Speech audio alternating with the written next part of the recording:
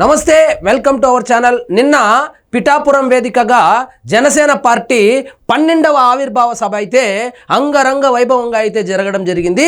అందులో బాలినేని శ్రీనివాసరెడ్డి, జగన్మోహన్ రెడ్డి గారికి బంధువైనటువంటి బాలినేని శ్రీనివాసరెడ్డి ఆల్రెడీ వైఎస్ఆర్సీపీ పార్టీని కాదని జనసేన పార్టీలో అయితే ఈ మధ్యలోనే జాయిన్ అవ్వడం జరిగింది. ఆయన కన్నీటి పర్వతమైనాడు. అసలు ఏం మాట్లాడుతున్నాడో ఒకసారి వినే ప్రయత్నం చేద్దాం.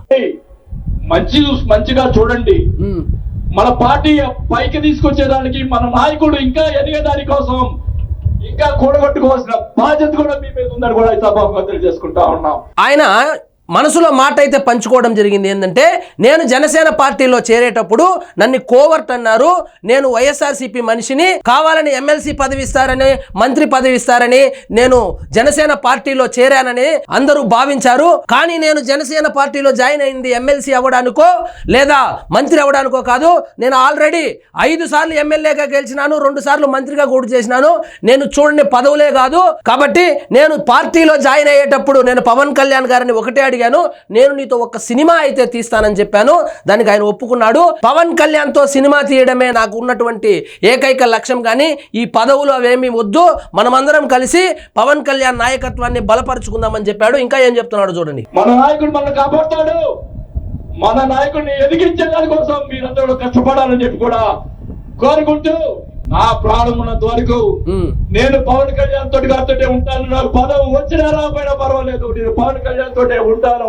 పదవి వచ్చినా రాకపోయినా నేను నా ప్రయాణం అయితే పవన్ కళ్యాణ్ గారితోనే అనేసి స్పష్టమైతే చేశాడు. నేను రాజకీయంలో నాకు జరిగిన అన్యాయాలు 1 కాదు 2 కాదు, మా నాన్న ఇచ్చిన నీ ఈరోజు ఛాలెంజ్ చేస్తున్నా పిఠాపురంలో అమ్మవారి సాక్షిగా మా నాన్న ఇచ్చిన ఆస్తిలోనే నేను సగం భాగం పైన నేను అమ్ముకున్నాను ఈ రోజు అని కూడా ఈ సభలో తెలియజేసుకుంటా ఉన్నాం. జగన్మోహన్ రెడ్డి పత్రిక అయినటువంటి సాక్షి కానీ, సాక్షి మీడియా కానీ, సాక్షి పేపర్ కానీ బాలినేని శ్రీనివాసరెడ్డి పార్టీ మారిపోయినప్పుడు ఏవో అక్రమాలు చేశాడని, ఏదో అక్రమంగా డబ్బులు సంపాదించుకున్నాడని, అందుకే ఆయన్ని మంత్రి పదవి నుంచి తీసేశారని, జగన్మోహన్ రెడ్డిని డబ్బులు డిమాండ్ చేశాడని, జగన్మోహన్ రెడ్డి దగ్గర నుంచి డబ్బులు తెచ్చుకొని ఎలక్షన్ చేసుకొని తర్వాత హ్యాండ్ ఇచ్చి జనసేన పార్టీలో చేరాడని, అతను నమ్మక ద్రోహి అని అయితే చెప్పడం జరిగింది. కానీ బాలినేని శ్రీనివాసరెడ్డి వర్షన్ ఏంటంటే, మా నాన్న ఇచ్చినటువంటి ఆస్తిని అమ్ముకొని, సగం దాకా అమ్ముకొని, నేను పార్టీ కోసం వైఎస్ఆర్సీపీ కోసం కష్టపడి పనిచేసి 5 సార్లు ఎమ్మెల్యే అయినాను, కానీ రాజకీయాల్లో నేను చిల్లి గవ్వ కూడా సంపాదించుకోలేదు, నా ఆస్తులే పోగొట్టుకున్నాను అని చెప్తాడు. అయినా కానీ నేను లెక్క చేయను, నాకున్నటువంటి ఇది కూడా, నాకున్నటువంటి మా వియ్యకుడికి నాకున్నటువంటి ఆస్తులు కూడా జగన్మోహన్ రెడ్డి గారు కాజేశాడని కూడా తెలియజేసుకుంటా ఉన్నా. నా ఆస్తిని, నా వియ్యంకుడి ఆస్తిని జగన్మోహన్ రెడ్డి కాజేశాడా, కానీ జగన్మోహన్ రెడ్డి దగ్గర నుంచి నేను చిల్లి గవ్వ కూడా తీసుకోలేదు. నేను చేసింది రాజకీయాలు మొత్తము మా నాన్న ఇచ్చినటువంటి ఆస్తిలో సగం అమ్ముకొని రాజకీయం చేసే కానీ ఏనాడు నయా పైసా అయితే ఆశించలేదు. అదేవిధంగా జగన్మోహన్ రెడ్డి నా ఆస్తిని, మా అన్న ఆస్తిని కాజేశాడని చెప్పి వాపోయాడు.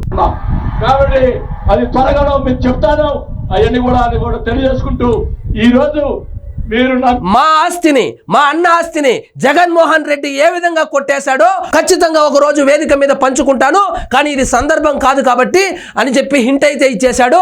అంటే జగన్మోహన్ రెడ్డి బాలినేని శ్రీనివాసరెడ్డి ఆస్తులు కూడా దోచేశాడు. రాష్ట్రాన్ని దోచింది సరిపోకుండా బంధువుల ఆస్తులను కూడా దోచేశాడు. మరో పక్కన షర్మిలాకు ఆస్తిలే ఇచ్చేది లేదంటాడు, వాళ్ళ అమ్మకు నీకు ఆస్తి ఇచ్చేలేదు, నీ మీద ఇప్పుడు ప్రేమే లేదని చెప్పి పంపించేశాడు. సో జగన్మోహన్ రెడ్డి గారు బంధువులనే వదలలేదంటే మిగిలిన నాయకులు కొంచెం జాగ్రత్తగా ఉండండి. బాలినేని శ్రీనివాసరెడ్డి అయితే సంచలన ఆరోపణలు చేశాడు, మా ఆస్తులు జగన్మోహన్ రెడ్డి కొట్టేశాడు, సో సమయం వచ్చినప్పుడు చెప్తానన్నాడు. మరి ఆ సమయం ఎప్పుడు వస్తుందో చూద్దాం. మరి ఇదండి ఈ రోజు మన టాపిక్. మీకు ఈ వీడియో నచ్చినట్లయితే లైక్ చేయండి, షేర్ చేయండి, ఛానల్ మాత్రం సబ్స్క్రైబ్ చేసుకోవడం మర్చిపోవద్దు.